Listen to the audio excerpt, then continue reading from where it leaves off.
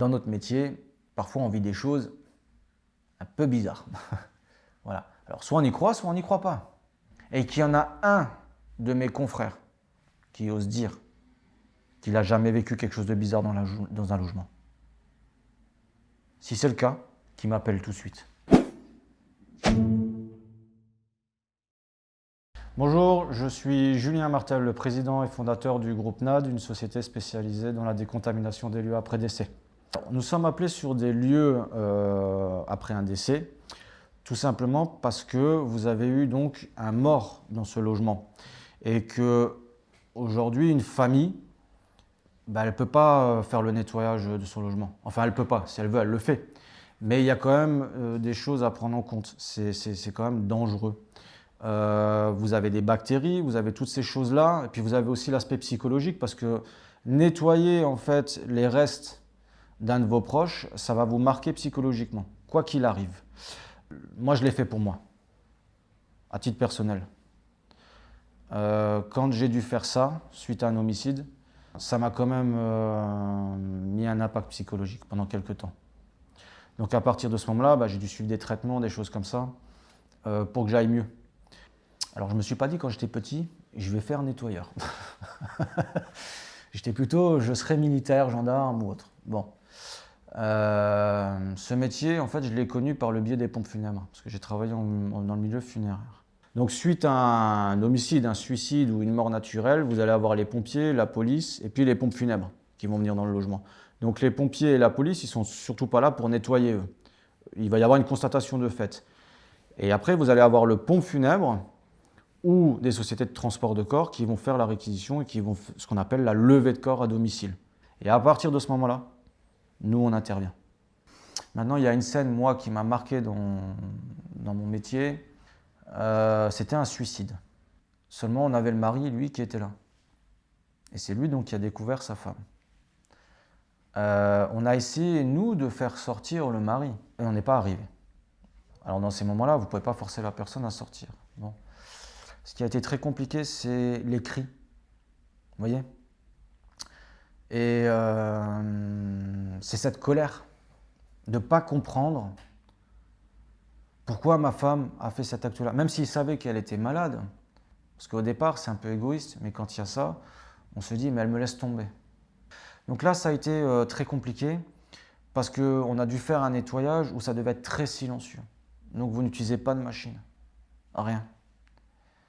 Et quand vous entendez ces cris, cette rage, ce mélange, c'est catastrophique pour vous psychologiquement. Moi, je me souviens, c'est ma femme qui m'a accompagné sur cet après-décès.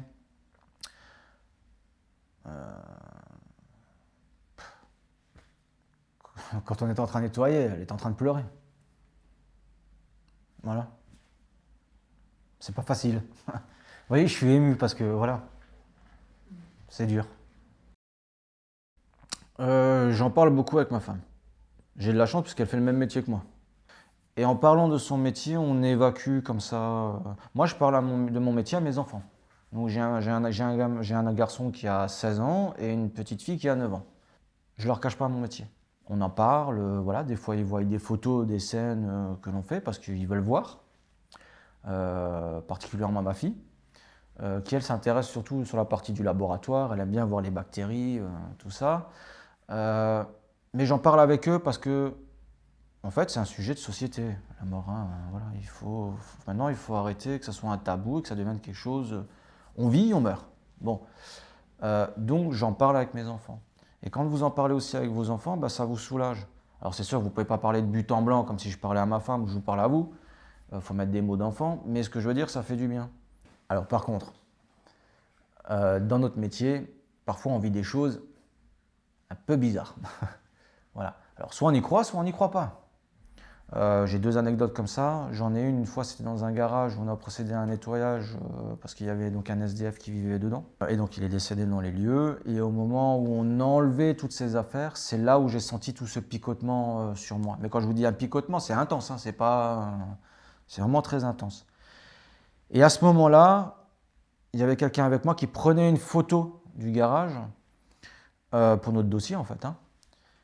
Et sur l'appareil photo, d'un coup, sur l'écran, il a vu une ligne, mais d'une blancheur incroyable. Bon, lui, je l'ai vu changer de couleur, voilà. Et là, enfin, moi, j'ai compris qu'il y avait quelque chose, parce que d'un coup, l'atmosphère, c'était plus la même. On était sur quelque chose quand même d'un peu lourd, comme ça, vous voyez. Je ne saurais pas comment vraiment expliquer, c'est un truc qui est inexplicable d'ailleurs. Et j'ai parlé, donc j'ai expliqué. J'ai expliqué qu'il était décédé. Alors on va peut-être me prendre pour un fou, hein. Et après, c'est parti. On a d'autres choses. Des fois, on était dans un autre logement. On avait coupé donc l'électricité au général, hein. Donc il ne peut plus y avoir de lumière. Bon, bah, la lampe de la chambre était allumée. Pourtant, vous n'avez plus d'électricité. C'est pour ça que généralement, quand on arrive sur des après-décès, on toque aux portes. C'est bête, hein. Mais au moins on prévient. Voilà. Donc il y a des choses comme ça que nous on vit. Alors après, je dis bien, on y croit, on n'y croit pas. Mais le jour où vous êtes vraiment confronté à ça, normalement, vous y croyez. Et pourquoi il n'y aurait pas quelque chose, en fait, après la mort? Pourquoi est-ce que quand on est mort, c'est tout de suite terminé? Vous voyez? Donc voilà, il y a plein de petites choses comme ça qui font que, moi, un jour, j'étais sur une intervention, j'étais en train de couper un plancher, donc il ne me restait plus que les solives, hein, donc au-dessus, vous avez le vide. J'avais un technicien devant moi sur la solive, et du coin de l'œil, hein, j'ai vu en fait ma combinaison faire comme ça, se lever et me pousser. Et la personne qui était en face de moi a vu la même chose. Voilà. Donc on vit des choses. Moi je suis persuadé que parfois les défunts, enfin défunts ou défuntes, des fois ils ne sont pas au courant qu'ils sont morts. Vous voyez? Parce que ça a été instantané. On est passé d'un moment de vie à une fraction de seconde après la mort. Et je suis persuadé que des fois ils ne doivent pas être au courant qu'ils sont morts. Alors moi je ne suis pas un passeur d'âme, hein, qu'on s'entende bien. Moi je suis un nettoyeur. Mais après, je discute, j'explique. Comme c'est encore comme quelque chose de relativement tabou la mort, dès que vous parlez d'entité, parce qu'il faut dire le mot d'entité, on vous prend pour un dingue tout de suite. Là, mais je suis sûr qu'il y en a plein. Ils vont me prendre pour un dingue. Ils vont se dire celui-là, mais c'est pas une entreprise sérieuse. Mais c'est quoi ce. Enfin voilà. Je vais avoir des confrères remarquer, mais attends, mais c'est pas possible ce qu'il vient de dire. Mais c'est pas grave, je l'assume amplement parce que je le vis. Et qu'il y en a un de mes confrères qui ose dire qu'il n'a jamais vécu quelque chose de bizarre dans un logement. Si c'est le cas, qu'il m'appelle tout de suite. C'est un métier qui vous use physiquement et mine de rien aussi psychologiquement, même si vous en parlez autour de vous. Voilà. Donc je ne pense pas que je ferai ça jusqu'à 60 ans, je vous le dis honnêtement, hein. Sur le moment, vous croyez que ça n'a pas d'impact. Mais dans le futur, ça aura un impact parce que toutes les images que votre cerveau y voit, quoi qu'il arrive, c'est enregistré.